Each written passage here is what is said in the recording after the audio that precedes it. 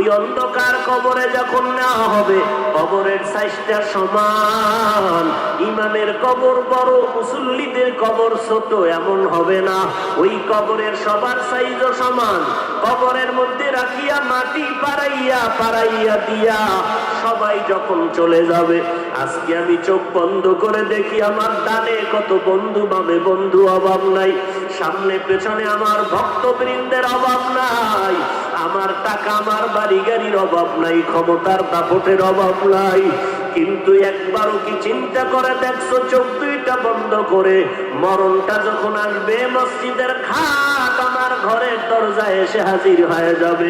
আমার আপন সন্তানেরা বলবে, তাড়াতাড়ি লাশটা ঘর থেকে নামাও, লাশ আমরা ঘরের মধ্যে পাহারা দিতে পারবো না।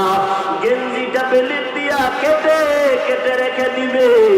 এবার কবরের বাসিন্দা বানাইয়া যখন আমাকে নিয়ে যাবে, ওই অন্ধকার কবরে ডানে মাটি বামে মাটি সব অন্ধকার। এখন এই কবরে আমার ছেলে নাই, মেয়ে নাই, আপন কেউ নাই। কই আমার টাকা, কই আমার বাড়ি গাড়ির দাপট, কই আমার বন্ধু বান্ধব, কই আমার আপন জনেরা, ভক্তরা, কেউ নাই। আল্লাহর নবী বলেন, এখন এই কবরে দুইজন ফেরেশতা হাজির হয়ে যাবে তিনটা প্রশ্ন করার জন্য। আমাকেও যেই প্রশ্ন করবে, আপনাদেরও সেই একই প্রশ্ন করবে। রবের পরিচয় দাও, ধর্মের পরিচয় দাও, রহমাতুল লিল আলামিনের পরিচয় দাও। এ পর্দার আড়ালের মা ফাতেমা রাদিয়াল্লাহু আনহার হালাত যদি এমন হয়, আপনারা তো ফাতেমা না, ফাতেমার মতো হতে পারেন নাই। যেই ফাতেমা রাদিয়াল্লাহু আনহার শরীরটা পর্যন্ত দুনিয়ার কেউ দেখার সুযোগ পায় নাই। ও পর্দার আড়ালের মা, ওই ফাতেমার অবস্থা যদি এমন হয়, নবী বলেন কবরে যাওয়ার আগে জাহান্নাম থেকে নিজেকে বাঁচাইয়া কবরে যাও। আল্লাহ বলেন, ইয়া আইয়ুহাল্লাযীনা আমানু উ আনফুসাকুম ওয়া আহলিকুম নারা, জাহান্নামের থেকে নিজেকে বাঁচাও, তোমার আহাল পরিবারদের বাঁচাও। ওরে আজকে চিন্তা যদি নিজেরটা নিয়ে করি, অন্যের চিন্তা না করে যদি নিজের দিকে তাকাই, আজকে আমার কত সম্মান। কিন্তু গুনাহ দিয়ে তাকাইলে মনে হয় এই ময়দানে আমার মতো গুনাহগার কেউ নাই। গুনার কারণে আমার হাত দুইটা নাপাক, গুনার কারণে আমার চোখ নাপাক, আমার জিহ্বা নাপাক, আমার অন্তর নাপাক। ওই কবরে যখন আমাকে নেওয়া হবে, তিনটা প্রশ্নের জবাব যারা দিতে পারবে তাদের কবর হবে রওজাতুম মির রিয়াজিল জান্নাহ। আল্লাহ পাক বলবেন, হে ফেরেশতা, আমার বান্দাকে আর জিজ্ঞাসাবাদ করিও না। এই বান্দা বড় আমার আদরের গোলাম, দুনিয়াতে সময় মতো খানা খেতে পারে নাই, ঘুমাইতে পারে নাই, স্ত্রী ঘুমাইয়া গেছে, সন্তানেরা ঘুমাইছে, পশু পাখি মাছ সব ঘুমাইয়া গেল। আমার এই গোলাম রাতের গভীরে ওযু বানাইয়া যায় নামাজ বিছাইয়া আমি আল্লাহকে ডাকছে আর হাজিরা দিয়েছে। দেরি না করিয়া কবরে জান্নাতের বিছানাটা দাও, 3.5 হাত কবর বালাখানা বানাও, জান্নাতের সাথে রাস্তা বানাইয়া দেও। আমার বান্দা এখন আরামে ঘুমাবে, কিয়ামতের আগে তার ঘুমে কেউ ডিস্টার্ব করবে না। ও দয়ার মালিক, তুমি মাফ করে দাও, কবরে আমি একা কেমন করে থাকবো। আবু বকর নামাজে দাঁড়ায় কান্না করেন, অথচ আবু বকরের দাম কত। মদিনার নবী বলেন, আমার উম্মত মুমিনের নেক আমল যদি এক পাল্লায় দেওয়া হয়, আমার আবু বকরের নেকের পাল্লাটা ওজন হয়ে যাবে। সেই আবু বকর এত আমল করার পর আবার নামাজে দাঁড়াইয়া রাতের বেলা কান্না করেন।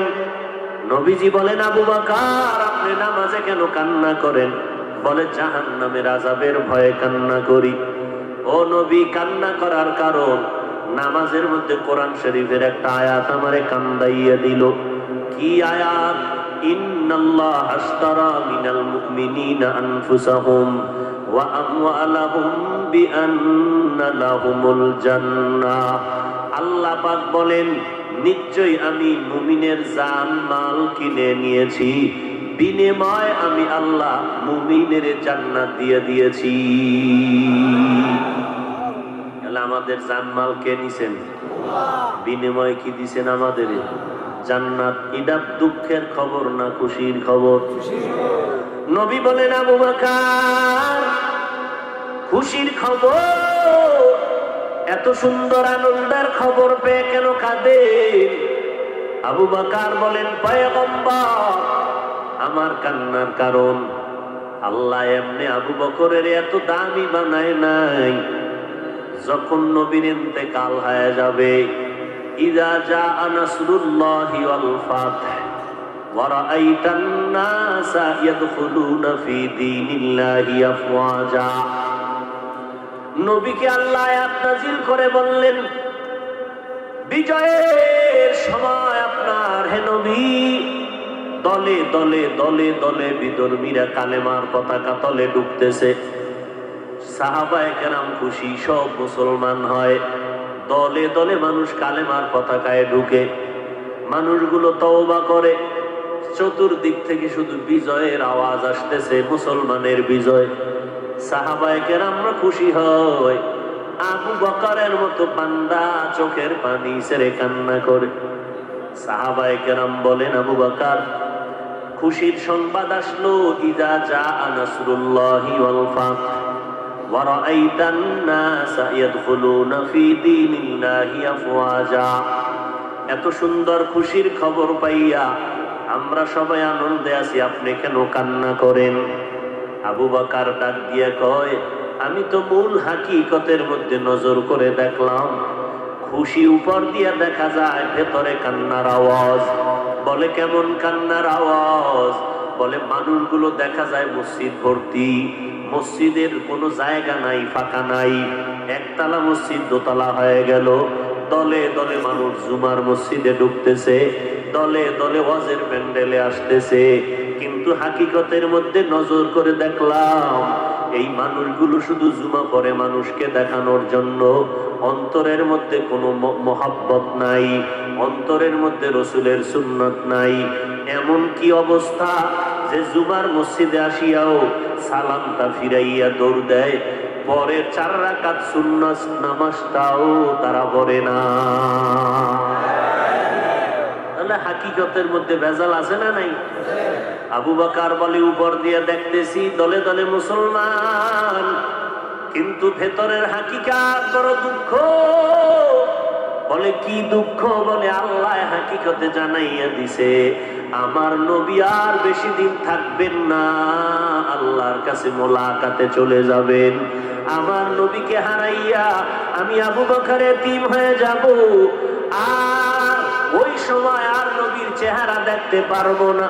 যে নবীর চেহারা মোবারকের দিয়ে তাকাইলে ক্ষুধা নিবারণ হয়ে যায়, যেই নবীর চেহারা দেখলে কলিজা ঠান্ডা হয়, ওই নবীরে যদি দেখতে না পারি, কাকে দেখে কলিজা ঠান্ডা করে ফেলবো? এই দুঃখের কারণে আমি কান্না করতেছি। আবু বকর নামাজে দাঁড়াইয়া কাঁদেন। নবী বললেন, খুশির সংবাদ করিয়া কেন কাঁদেন? খুশির সংবাদ, আল্লাহ মুমিনের জান মাল কিনে নিয়েছেন, বিনিময়ে মুমিনের জান্নাত দিয়েছেন। আবু বকর বলে, নবী হাকিকতের মধ্যে গিয়া কাঁদতেছি। বলে হাকিকত কি? বুঝাইয়া বলেন। আবু বকর বলে, আমি তো একটা বিশাল বাজারের মধ্যে কাপড়ের দোকান দেই, আমার দোকানে সকালবেলা একজন আল্লাহর বান্দি আসছে, বহুদিন আগে আমার দোকান থেকে এক পিস কাপড় নিয়েছিল, আজকে কাপড়টা ফিরাইয়া টাকা ফিরাইয়া নিয়ে গেল। বিদায় বেলা জিজ্ঞাসা করলাম, আম্মা জান বহুদিন আগে কাপড় নিলেন, আজকে ফেরত দেন কেন? মহিলা ডাক দিয়ে কয়, তাৎক্ষণিকভাবেই ফেরত দেওয়া প্রয়োজন ছিল, ব্যস্ততার কারণে আসতে পারি নাই, আজকে ফিরাইয়া দিলাম, কারণ হলো আপনার দোকানের কেনা কাপড় আমার পছন্দ হয় নাই, এই জন্য কাপড় দিয়ে গেলাম, আমার টাকা ফিরাইয়া নিলাম। এই চিন্তা আমার অন্তরে আসছে।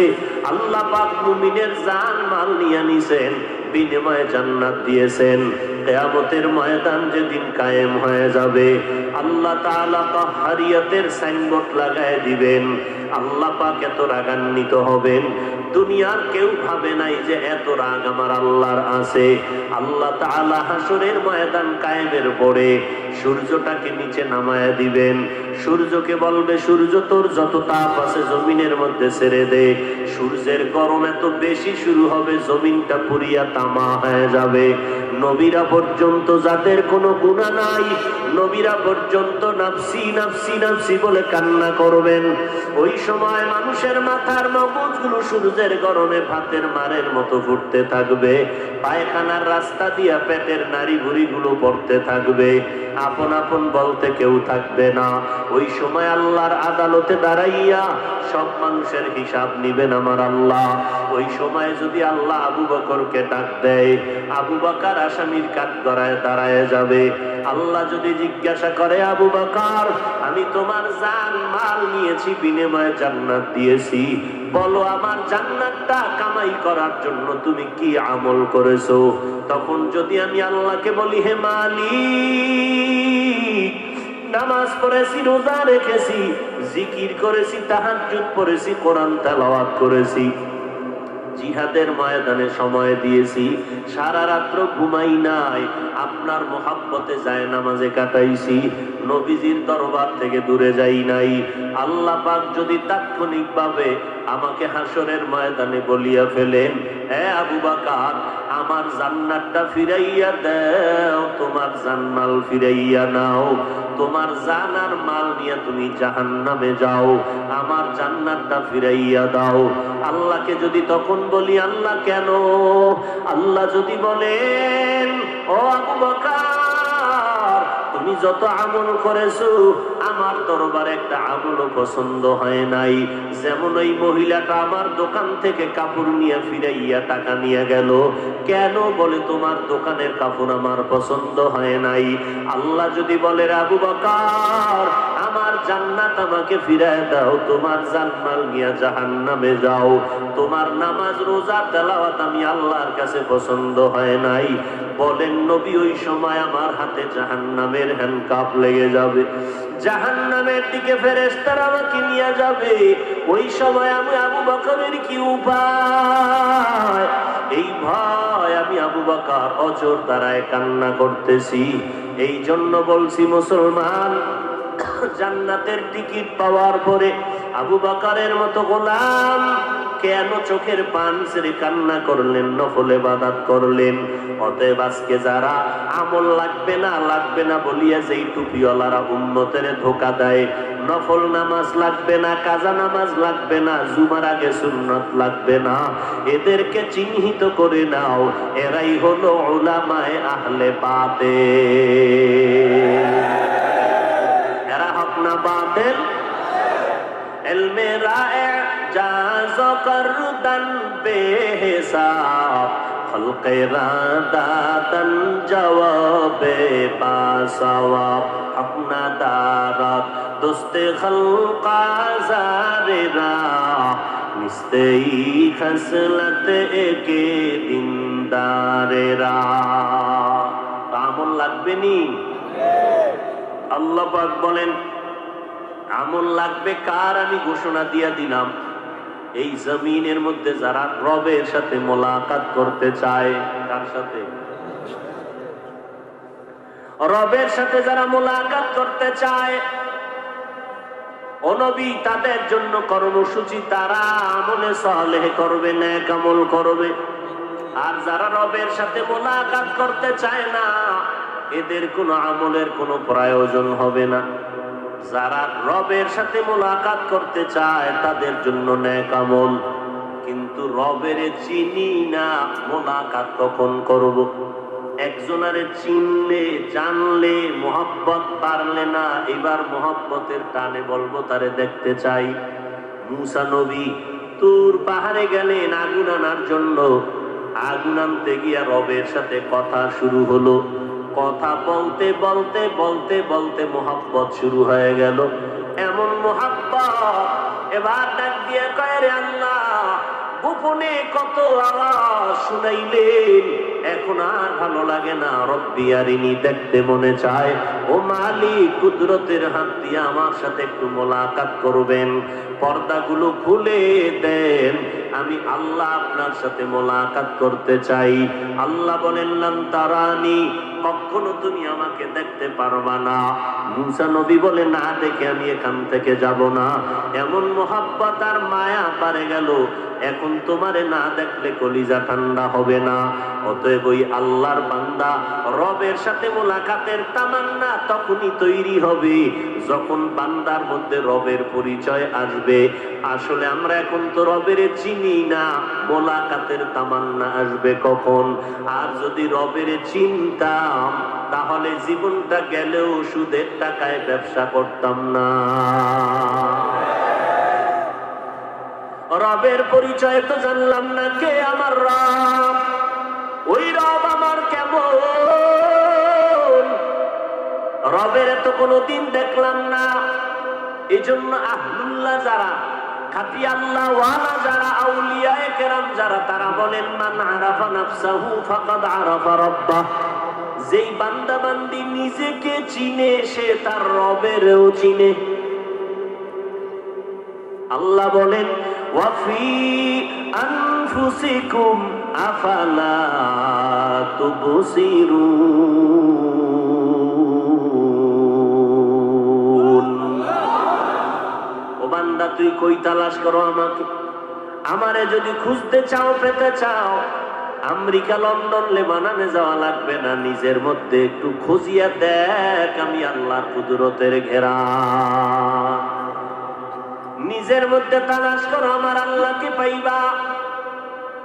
আল্লাহ ওয়ালারাও বলেন, আল্লাহ বলেন, বলে কই আমার মধ্যে তো অনেক তালাশ করে দেখলাম, আল্লাহরে তো দেখি না। বলে, চামড়ার চোখ দিয়া দেখা যাবে না, অন্তর চক্ষুটা খুলে দে, কলবের চক্ষু খুলিয়া দেখ, রবেরে কই তালাশ করো, রব আমার সামনে হাজির। কলবের চক্ষু দুইটা খুলে দাও তো, রবের সাথে তুমি মোলাকাতের চান্স পেয়ে যাবে। নিজের মধ্যে তালাশ করো, আমার রব, আমার আল্লাহর তালাশ করো, নিজের ভেতরে পাইবা। বলে, আমার মধ্যে কেমনে তালাশ করব? নিজেরে ভালো করে চিনতে পারলে রবেরও চিনতে পারবা। আমরা নিজেরে চিনি নকল পরিচয়, আসল পরিচয় চিনি না। আমার পরিচয় দিয়ে আমি বড় বক্তা, আমি বড় মুফতি সাহেব, আমি বড় প্রিন্সিপাল, আমি বড় মুহাদ্দিস, বড় টাকাওয়ালা, বড় চেয়ারম্যান। এটা আপনার আমার আসল পরিচয় না। আপনার আমার আসল পরিচয় হলো আমি আল্লাহর গোলাম, একজন মুসলমান। এবার আমাকে পরিচয় দাও, আমি কে? একজনে কয়, আমারে চিনো? কয়, হ্যাঁ ভালো করে চিনি। বলে, কেমনে? কয়, তুই নাপাক পানির জন্ম, তোর জন্মটা নাপাক পানির দ্বারা হয়েছে, পবিত্র পানি দ্বারা তোর জন্ম হয় নাই। তোর সৃষ্টি হয়েছে নাপাক পানি, পবিত্র পানিটাও না। আল্লাহ তাআলা ফেরেশতার মাধ্যমে শোধন করে করে 40 দিন ওই পানি রক্ত, ওই পানি গোশত, ওই পানির হাড্ডি, আবার ওই পানির মধ্যে হাড্ডির উপরে গোশত দিলেন। ওয়ালাকাদ খালাকনাল ইনসানা মিন সুলালাতিন মিন তিন সুম্মা জাআলনাহু নুতফাতান ফি ক্বারারিন মাকিন সুম্মা খালাকনান নুতফাতা আলাকা فخلقنا العلقة مضغة فخلقنا المضغة عظاما فكسونا العظام لحما ثم أنشأناه خلقا آخر فتبارك الله أحسن الخالقين.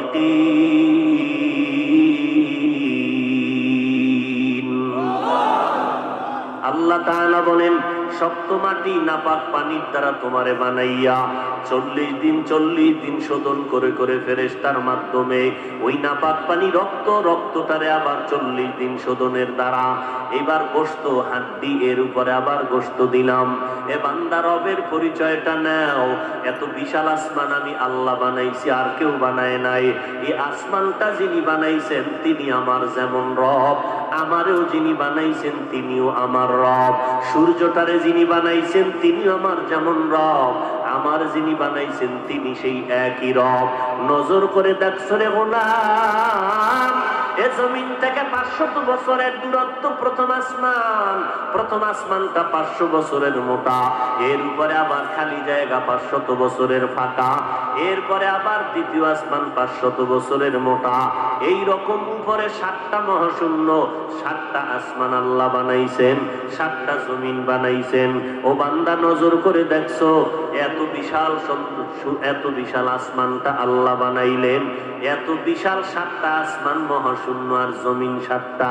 আল্লাহ বলেন আমি এগুলো বানাইতে 6 মাস সময় লাগাই নাই, ফি সিত্তাতি আইয়াম, মাত্র সময় লাগাইলাম মাত্র 6 দিন। কয়দিন?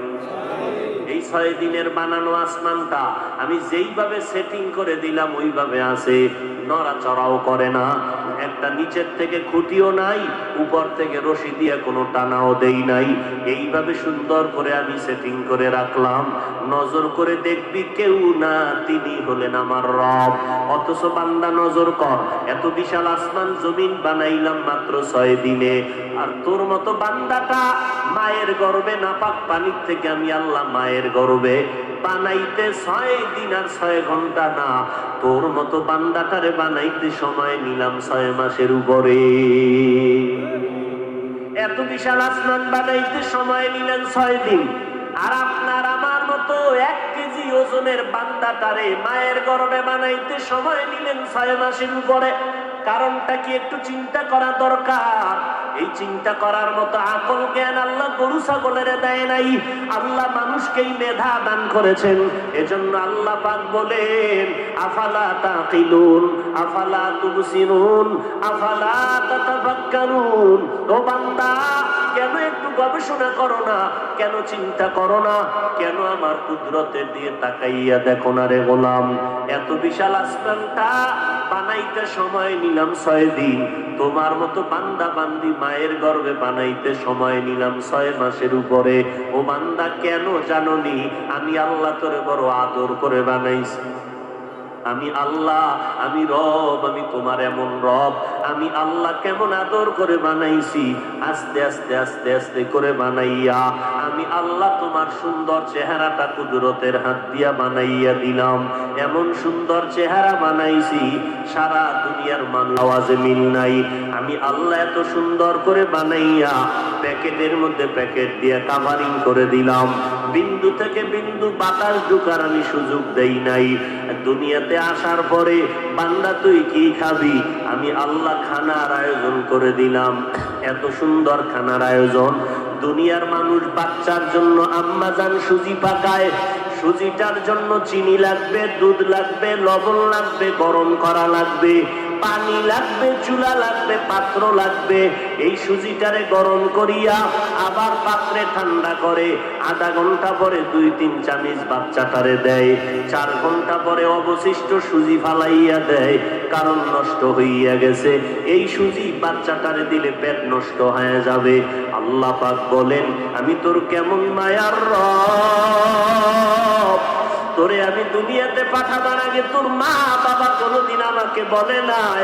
আমি আল্লাহ তোর মায়ের স্তনে দুধের আয়োজন করে দিলাম। দুনিয়ার মানুষ ফ্লাক্স বানায় 24 ঘন্টার বেশি গরম থাকে না, আর আমি আল্লাহ এমন সুন্দর এক ফ্লাক্স বানাইয়া তোর খানার আয়োজন করেছি। এমন সুন্দর পিওর দুধ, যেই দুধের মধ্যে চিনি লাগবে না, লবণ লাগবে না, পানিও লাগবে না, আগুন লাগবে না, ঠান্ডা করারও প্রয়োজন হবে না। ও বান্দা, এই দুধ তুই 2 বছর পর্যন্ত পান করবি, কোনোদিন দুধ নষ্ট হয়ে যাবে না। এরে নবীর উম্মত, আমি তোর কেমন রব। আমি আল্লাহ পাক রব্বুল আলামিন তোরে এত সুন্দর করে বানাইয়া দুনিয়াতে পাঠাইয়া দিলাম। মাকে মা বলে ডাকতে পারো না, আব্বাকে আব্বা বলে ডাকতে পারো না, তোর শুধু একটা আওয়াজ কান্নার। ওই কান্নার আওয়াজ দিয়া তুই কি চাও তোর বাবাই বুঝে না, ভাই বোনেরা বুঝে না। ওই কান্নার মধ্যে একটা রাডার তোর মায়ের ভেতরে ফিট করে দিলাম। কখন কান্না দিয়া তুই কি চাও তোর বাবাও বুঝে না, তোর মা বুঝতে পারে। কান্নার কারণে তোর মা বুঝতে পারে তুই এখন ক্ষুধার জন্য কান্না করো। তোর কান্নার আওয়াজে মা টের পায় তুই এখন ঘুমের জন্য কান্না করো। তোর কান্নার আওয়াজে মা বুঝতে পারে তুই এখন গরম লাগে বাতাসের জন্য কান্না করো, তোর ঠান্ডা লাগছে গরমের জন্য কান্না করো। এই কান্নার অবস্থাটা মায়ের বুঝার ক্ষমতা দিলাম। এখান থেকেও জীবনের একটা শিক্ষা নিয়ে নেড়ে গোলাম। একটা বাচ্চা এমন জীবনের যত আয়োজন চাওয়া পাওয়া শুধু কান্নার পুঁজি দিয়া মায়ের থেকে যদি আদায় করে নিতে পারে, মাকে বলতে পারে না মা খানা দাও ক্ষুধা লাগছে, মা বিছানা দাও ঘুম আসতেছে, শুধু কান্নার আওয়াজ, কিছুই বলে নাই মাকে, মা কান্নার আওয়াজ দিয়া সব বুঝিয়া সন্তানের আয়োজন করে দিল। ও বান্দা, ওই জীবনের প্রথম কান্নাটাও যদি জীবনে ধইরা রাখতে পারো, আর আমি আল্লাহর দরবারে ওই কান্নার পুঁজিটা দিয়া যদি আবদার করো, কান্না করো, মা তোর কান্নায় যদি সব দাবি পূরণ করতে পারে, ওই মায়ের থেকে আমি আল্লাহর মায়া কি কম? আমি আল্লাহ 99 গুণ মুহাব্বত আর মায়া কুদরতে জমা রেখে দিলাম। ও বান্দা, তুই যখন কান্না করবি, চোখের পানিটা গালের নিচে যাওয়ার আগে তোর জীবনের সব দাবি আমি পূরণ করে দিব। দুনিয়াওয়ালারা দিতে চায়, দেয় না, কারণ তাদের অভাব আছে, স্বার্থ আছে। আমি আল্লাহর কোনো অভাব নাই, স্বার্থ নাই, অতএব আমি আল্লাহ দেওয়ার জন্য বান্দাকে ডাকতে থাকি। এরে নবীর উম্মতের দল, ওই রবের সাথে মোলাকাতের যদি চিন্তা করো, এত সুন্দর চেহারা দিয়া কে বানাইলেন? কয় ওই রব। এত সুন্দর কণ্ঠকে দান করেছেন? বলে ওই রব। এত সুন্দর চক্ষু দুইটা কে দিয়েছেন? তিনি হলেন আমার রব। এত সুন্দর বাগান কে বানাইছেন, সাজাইলেন? তিনি আমার রব। এত সুন্দর সমুদ্র কে সাজাইলেন? তিনি আমার রব। ফুল বাগানে গিয়া দেখো, এত সুন্দর রং বেরঙের ফুলকে বানাইছেন? তিনি আমার রব। ওই রবের বানানো ফুল এত সুন্দর, রবের সৃষ্টি করা পানি এত সুন্দর, রবের বানানো চেহারা এত সুন্দর, রবের দেওয়া কণ্ঠ এত সুন্দর। আল্লাহর বান্দা যারা আল্লাহর মহব্বতের গোলাম, তারা এগুলো নিয়ে গবেষণা করে করে বলবে, এত সুন্দর আসমান, এত সুন্দর জমিন, এত সুন্দর পাহাড় পর্বত, এত সুন্দর, এত সুন্দর, না জানি বানানেওয়ালা আল্লাহ আরো কত সুন্দর। এই চিন্তা করে করে করে করে অন্তরের মধ্যে একটা জ্বলন তৈরি হয়ে যাবে। হঠাৎ বান্দার অন্তরে এমন মায়া জন্ম হয়ে যাবে, এবার পাগলের মতো করবে, রবের কই পাই। দূরে দূরে রবের পরিচয় নিয়ে ভালো লাগে না, রবের সাথে মোলাকাত করতে চাই। ওই রবের সাথে মোলাকাত না করলে কলিজা ঠান্ডা হবে না। ওই রবের কোথায় গেলে পাবো? আলেমের কাছে দৌড়ায়, কোরআনের আওয়াজ শুনলে দৌড়ায়। আল্লাহ কয় রবের সাথে মোলাকাত হবে, একটা পর্দা আছে, পর্দাটা উঠাইতে হবে। ওই পর্দাটার নাম হলো মৌতের পর্দা। মৃত্যুর পর্দা যখন সরিয়ে যাবে, মরণের পরে রবের সাথে মোলাকাত হবে। তবে ওই মরণের পর্দাটা সরানোর আগে দুনিয়াতে বসিয়া বান্দা নেক আমল করো। তবে সাবধান, আমলটা কবুলের জন্য দুইটা দিক নজর রাখা লাগবে।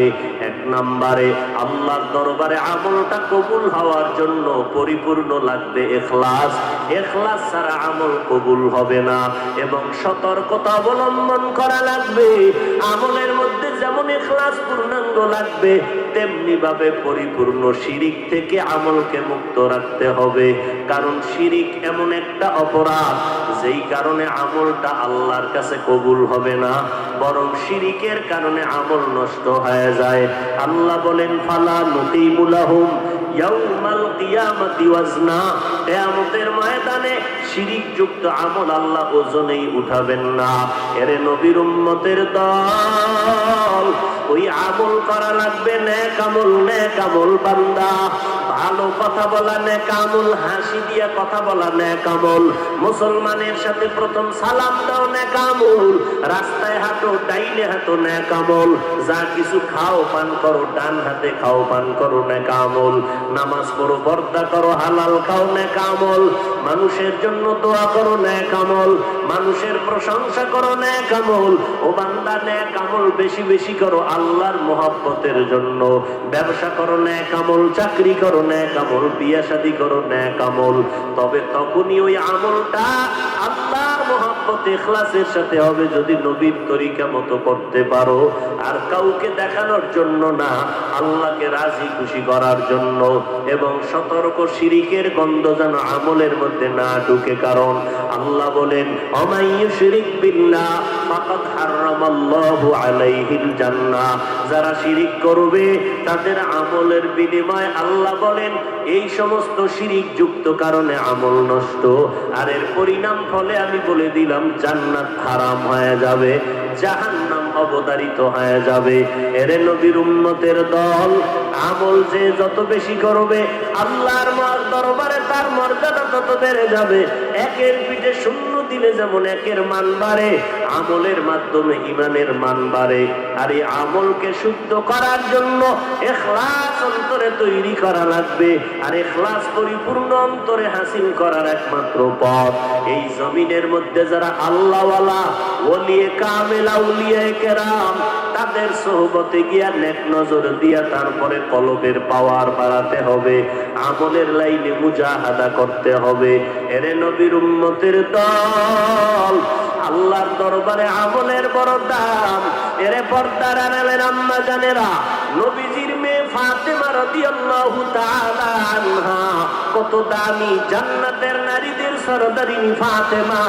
নবীর ইন্তেকালের আগে ফাতেমা রাদিয়াল্লাহু আনহাকে নবী ডেকে বলেন, ইয়া ফাতেমাতু আনকিজি নাফসাকে মিনান নার, ও ফাতেমা জাহান্নাম থেকে নিজেকে বাঁচাইয়া অন্ধকার কবরে যাও। ওই কবরে নিজের আমল ছাড়া নাজাতের কোনো উপায় হবে না। এরে নবীর উম্মতের দল, আজকে আমাকে বক্তা বানাইয়া চেয়ারে বসাইলেন আপনারা শ্রোতা, কেউ ইমাম, কেউ মুক্তাদি। ও ভাই, মরণটা যখন এসে যাবে, কে বক্তা, কে শ্রোতা, কে ইমাম, কে মুক্তাদি, কে ডাক্তার, কে রোগী, কোনো ভেদাভেদ নাই।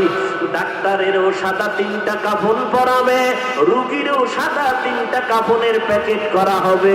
আমি বক্তাটারও সাদা 3টা কাফন পরানো হবে, আপনাদেরও সাদা 3খান কাপড় পরানো হবে। ইমাম সাহেবেরও যেমন 3টা কাফন, মুক্তাদিরও তেমন 3টা কাফন পরাইয়া নিয়ম অনুযায়ী জানাজা পড়াইয়া। আল্লাহর নবী বলেন, যারা দুনিয়াতে রবের গোলামি করে না, ইসলাম মানে না, নবীর তরিকা মতে চলে না, ইখলাস নিয়ে চলে না, এই মানুষগুলো কবরে গেলে জবাব দিতে পারবে না, বলবে হা হা লা আদরি, বড় আফসোস, আমি কিছুই জানি না, কিছুই জানি না, কিছুই জানি না। আল্লাহ পাক নবী বলেন, রাগান্বিত হইয়া গাইবি আওয়াজ দিয়া বলবেন, এরে কবরের ফেরেশতা, এই নাফরমানের আর সুযোগ দিও না। আমি দুনিয়াতে কম সময়ে সুযোগ দেই নাই, আমার দেওয়া সূর্যের আলো, চাঁদের আলো ভোগ করলো, বাতাস পানি ভোগ করলো, আমার দেওয়া নদীর মাছ, গাছের ফল, জমিনের ফসল খাইলো, এই নিমক হারাম একবারও আলহামদুলিল্লাহ বলে নাই। আলেম ওলামারা পায়ে ধরে ধরে নামাজের দাওয়াত দিত, একবারও আযান শুনিয়া মসজিদে যায় নাই। এখন আর সময় দিও না, এখনই তাড়াতাড়ি জাহান্নামের বিছানাটা কবরে দাও, জাহান্নামের সাথে রাস্তা বানাইয়া দাও। কবরের ভিতরে 1টা না 2টা না 70 থেকে 99টা সাপ কবরে এসে ভরে যাবে। সাপের জবান খুলবে আর বলবে, রে নাফরমান, আল্লাহর অর্ডারে আসি তোকে আঘাত করার জন্য। যেদিন নিষেধ না করবে ততক্ষণ তোকে আঘাত করতেই থাকবো। আল্লাহর নবী বলেন, আমার আল্লাহ রাগান্বিত হইয়া বলবেন, ও কবরের মাটি, এই গুনাহগার নাফরমানের 2 পার্শ্ব থেকে জোরে জোরে চাপ দাও। এত জোরে জোরে কবরের মাটি তোমাকে আমাকে চাপ দিবে, চাপের কারণে পাঁজরের হাড় চুরমার হয়ে যাবে। এই কবরের ভিতরে আযাব সহ্য করার শক্তি কারো নাই রে গোলাম। ও বৃদ্ধ বাবাজি, ও পর্দার আড়ালের মা বোনেরা, ও যুবক, একটা মশার কামড় সইতে পারো না রে বাবা, একটু চোখ 2টা বন্ধ করে চিন্তা করো, একটা মশার কামড় সইতে পারি না, কবরে গিয়া কেমনে মাটির চাপ সহ্য করব, একটা বেতের বাড়ি সইতে পারি না, দুনিয়াতে সূর্যের গরম সইতে পারি না, বড় কষ্ট হয়। আল্লাহ না করুক গুনাহ দিয়া যদি কবরে যাই, ওই কবরে জাহান্নামের আগুনের গরম কেমন করে সহ্য করব? ও আল্লাহর বান্দারা, আল্লাহর কোরআন কি মিথ্যা মনে করেছো? নবীর কথা কি মিথ্যা মনে করেছো রে বাবা? আজ পর্যন্ত একটা ভুল কেউ বের করতে পারে নাই। লক্ষ লক্ষ নবীরা মিথ্যা কথা বলতে পারেন না, লক্ষ লক্ষ সাহাবায়ে কেরাম মিথ্যা বলতে পারেন না, কোটি কোটি উলামায়ে কেরাম আহলে হকরা মিথ্যা বলেন না। যদি মিথ্যাই হইতো, জান্নাতের টিকিট পাই আবু বকর কেন কান্না করে জীবন কাটাইলেন? ওমরের মতো বান্দা জীবন ভর কেন কান্না করলেন? ওসমান রাদিয়াল্লাহু তাআলা নু কবরের কিনারা দিয়া গেলে হাউ মাউ করে চিল্লাইয়া কান্না করতেন। হযরত আলী কেন কান্না করলেন? অতএব বাবা, আল্লাহ বলেন কাঁদো, নবী বলেন কান্না করো। যদি কান্না না আসে বাহানা করো, তাতেও সওয়াব হবে। ও আল্লাহর বান্দারা, গুনার কারণে দিলটা আজকে পাথর। শব্দ দিল নরম হয় না, চোখে পানিও আসে না, কপাল বুঝি খারাপ। আজকে গুনার কারণে আমার জীবনটা নষ্ট করে ফেললাম। আল্লাহ ডাকতেছেন, বান্দা তওবার দরজা দিয়া ডাকতেছি, আয় আয়। জীবনভর যত অন্যায় করেছো আমার দরবারে তওবা করো। দুই ফোঁটা চোখের পানি ছেড়ে কান্না করো। মদিনার নবী বলে, জাহান্নামের আওয়াজ কানে আসলে মাওলার কাছে কান্না করো আর ক্ষমা চাও। কারণ ওই জাহান্নাম বড় ভয়ঙ্কর। একটা সেকেন্ডের আযাব সহ্য করার শক্তি কারো নাই। ও আল্লাহ, আমরা সবাই গুনাহগার। ময়দানে কুদরতের নজর দিয়ে দেখেন, আমাদের মতো গুনাহগার আর কেউ নাই রে আল্লাহ। আমরা আপনার আদরের নবীর উম্মত। ও আল্লাহ, আজকে তওবার নিয়ত করতেছি। জীবন গেল, গুনাহ করব না, নামাজ ছাড়ব না, বেপরদায় চলব না। ও মা বোনেরা, ও বৃদ্ধ বাবাজি, ও যুবকেরা, এখনো সময় আছে। বিনয়ের সাথে আমার আল্লাহকে ডাকো আর বলো, হে মালিক, আমার মতো হতভাগা গুনাহগারে মাঠে আর কেউ নাই। আয় আল্লাহ, আমার গুনার খবর আমার স্ত্রী, পরিবার, সন্তান, মা বাবা কেউ জানে না। আপনি জানিয়াও তো রাগ করিয়া পানি বন্ধ করেন নাই, খানা বন্ধ করেন নাই, বাতাস বন্ধ করেন নাই। আজ তওবার নিয়ত করে ফেললাম। জীবনে কতবার তওবা করলাম আর ভেঙ্গে ফেলেছি রে আল্লাহ। আজকে খাঁটি অন্তরে তওবা করতেছি। ও যুবকেরা, তওবার নিয়ত যদি থাকে খাঁটি অন্তরে, আমার আল্লাহর কাছে তওবা করো। গলায় ছুরি আসলে মরিয়া যাব। হায়াতের মালিক আল্লাহ, ইজ্জতের মালিক আল্লাহ, রিজিকের মালিক আল্লাহ। নামাজ আর কখনো ছাড়বো না, দাড়ি কাটবো না, বেপরদায় চলবো না, মা বাবার সাথে বেয়াদবি করব না, ওলামায়ে কেরামের বিরোধিতা করব না, দেশ ও জাতির বিরুদ্ধে ষড়যন্ত্র করব না। এর যুবক, আজকে ওই মা বাবার চোখের পানি আর দোয়ার কারণে চেয়ারে বসে কথা বলি। ও ভাই, তুমি আজ টাকা পয়সা, গাড়ি বাড়ির মালিক, ওই মা বাবা চোখের পানি আর দোয়া, ওই মা বাবা যার দুনিয়াতে নাই, চোখের পানি ছেড়ে দোয়া করো। আর যার মা বাবা বেঁচে আছে, এখনো হাতটা দিয়া মাথায় হাত নাও আর দোয়া নাও। মা বাবায় যদি মাথায় হাত দিয়া দোয়া করে দেয়, সাথে সাথে আরশে আজিমে কবুল হয়ে যাবে। গলায় ছুরি আসবে, মরে যাব, চাকরি থাকার যাব, তারপরও আর নামাজ ছাড়বো না, দাড়ি কাটবো না, বেপরদায় চলবো না, মা বাবার সাথে বেয়াদবি করবো না, উলামায়ে কেরামের বিরুদ্ধে যাব না। নবীর মহব্বত নিয়ে, সুন্নতের মহব্বতে খাঁটি অন্তরে তওবার নিয়ত যদি কারো হয়, মুনাফিকি যদি না থাকে, তওবার নিয়তে দুটো হাত আল্লাহকে দেখাইয়া দেই। আয় আল্লাহ, আমাদের তওবা কবুল করে নেন। তওবার উপরে মজবুত হইয়া চলার মতো তৌফিক দান করেন, আমিন।